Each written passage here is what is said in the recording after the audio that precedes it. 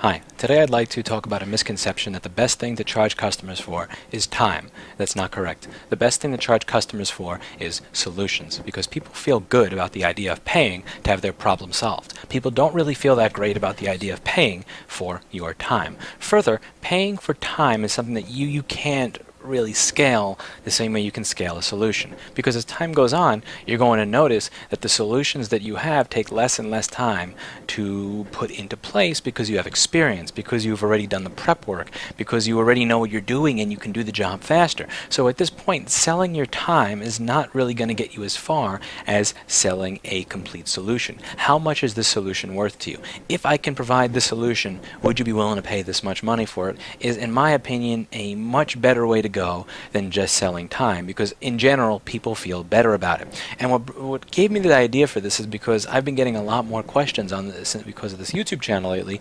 about troubleshooting Mac products, and a lot of them are from less experienced repair centers.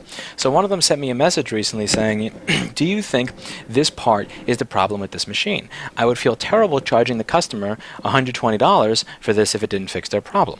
And the fact that he couldn't diagnose the issue, or the fact that he was asking me the question, that was not what I paid attention to. What I paid attention to was I would feel terrible charging the customer $120 if this does not fix their problem. Huh? See, what? Whoa. Okay, now, rewind. If a customer comes in and goes, I know it's the video cable. I brought my own video cable. Here's my video cable. I want you to replace my video cable. What are you going to charge in labor?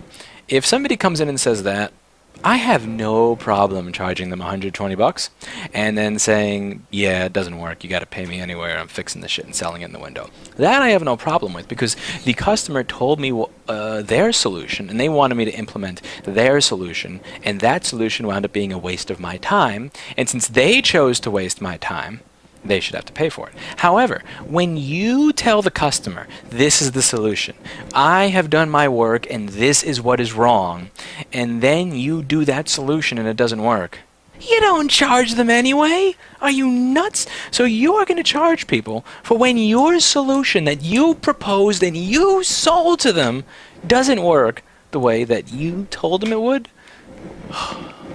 That is charging for time. And again, you have to protect your time. I get it. But this is crap. Let me talk to you about this for a minute. You should create a business model that you can grow, that you can sustain, that you can take somewhere. So if you're always this worried, oh my God, I don't want to invest $6 whole into a part that fits 5 years of MacBook Pros. 5 years of MacBook Pros, this $6.50 part fits into. If you're so worried about that $6, if you're so worried about the 10 minutes that you have to invest in installing it, if you're so worried about the $6 here, the 10 minutes here, you're never going to grow, because you're still stuck in this little world of what's right in front of you. The $6 that's right in front of you that you could spend on 2 Snapples. The $6 right in front of you that you could spend on a ham sandwich. Instead of thinking about the big picture, the learning. How about I can stock this part so that I can offer same-day service to somebody? How about if I don't tell them that they have to pay $120 whether or not it works, will this person actually use my service? For example, I don't charge people unless I fix their problem.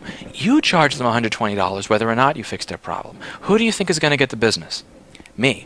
Is there a chance that I do a misdiagnosis and I waste a little bit of my time? Yes. But if customers are always saying no to you because your terms are ridiculous, because your business is ridiculous, then you're never going to get to learn. So I was talking to somebody about this, and she said, you know what?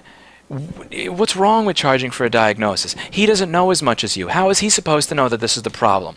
He doesn't know as much as me because he doesn't get the business. If he had the business, he would know that. The reason he doesn't have the business is because he's charging people $120 whether or not the solution fixes it.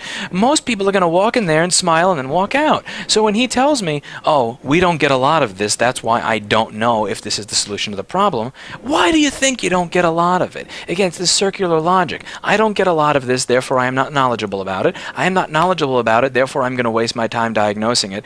I'm going to waste my time diagnosing it, therefore I have to charge for it. I have to charge you $120 whether or not it works, therefore I get no business. You see how it's a circle? You see how that business model where you're always looking to protect your $6, you're looking to protect your 10 minutes, is going to wind up losing you money in the long term? The reason that I know everything that I know is because I will happily spend 2 or 3 or 4 hours on certain problems, and if I don't fix it, I don't get paid. But that knowledge base, it's worth it, because there are so many times that I've used that same knowledge base to collect $425 for 90 seconds of my time, that it is worth it. I charge for solutions. I charge for setting up a solution. When you go into an office and you say, here's the CCTV system I think you should put into place. Here's what I think you should do. You should be selling them on a solution. You can't tell them, this is what I charge an hour. Because again, I as a customer, I don't want to pay you by the hour. I have no fucking idea how much time it's going to take you to set this up. For all I know, you could spend 30 minutes scratching your balls, and I'm paying for that. If I'm paying for that as part of a solution, I'm cool. I don't care how much time you spend scratching your balls on site. I don't care how much time you spend smoking cigarettes outside of the store, because I'm paying a certain price for a solution. But if you tell me I'm paying you $175 an hour to do this, and I see that for even 3 seconds that you're not working, I'm going to want to kill you. That's just how it is, and that's why I prefer solutions-based billing. It makes people feel comfortable, and again, you don't have to be cheap. You can be expensive. You have no idea how many times I've used a hex editor to recreate a partition when there was just one stupid little thing that wasn't there, and I've charged $300 or $500 for it, and it took me maybe 5 minutes of my time. Like, and you know, again, if you're billing hourly, or if you're billing you have to think about this. I mean, are people going to look at you like, wait a second, so did I just pay $3,000 an hour because that took you 5 minutes to do, or $10,000 an hour? No, you didn't. You are paying for a solution.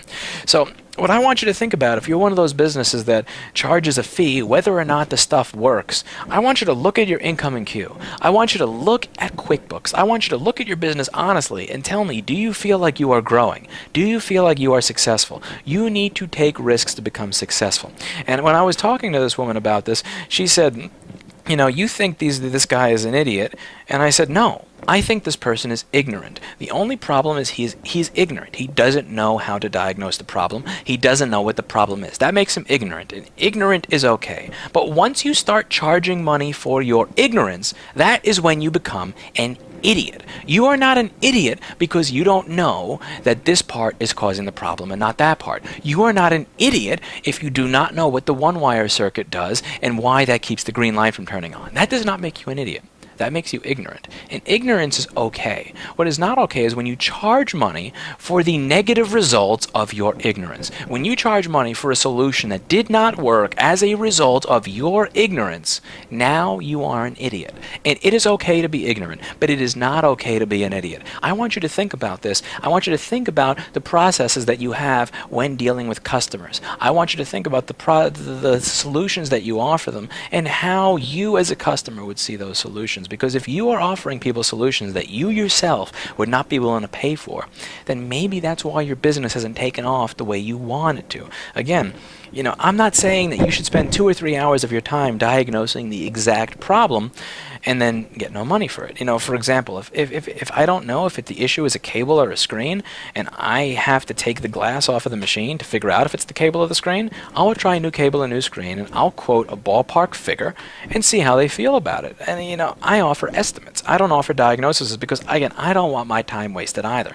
And you have to look at it like a game. You have to look at it like how good am I at figuring out the problem? If I get better at figuring out the problem, I can figure out in a less amount of time. If I can figure out the problem in a lesser amount of time, then I don't have to worry about charging the customer for that diagnosis or for that estimate because I'm not using a lot of my time, which means that I can lower the overall cost that I offer to the customer, which means that I can be more competitive in what I am offering. So yes, in the beginning, you are going to have to invest some of your time, and you are going to have to maybe not get paid exactly what you want, but that is the consequence of being a beginner. That is the consequence of starting out, and that is the consequence of being ignorant, and you need to deal with the consequences of being ignorant so that you can actually learn something so that you can move on to charging more money. When you look at beginning IT consultants or people who are just starting to put up CCTV systems or people who are just starting to set up Samba shares in offices, they're there to get the experience. They're ignorant, but they're charging $25 an hour. They're charging a solution-based rate, so they're saying, I'll set up all this stuff for you for $500 $500. And if it takes them a few minutes, great. If they have to come back for 2 or 3 days because they missed the setting, because they're inexperienced, that's what they have to do. You earn your experience. You have to earn it. You don't just get to start not knowing a goddamn thing about anything and telling people you're paying $120 even if this doesn't work. Again, ignorance is okay. Ignorance is acceptable. Ignorance is where everybody in the world starts. It is only once you begin charging money for the negative results of your ignorance that you are an idiot. And let me tell you something, nobody wants to pay an idiot. Nobody leaves 5-star reviews for an idiot, and very, very few idiots stay in business for long periods of time.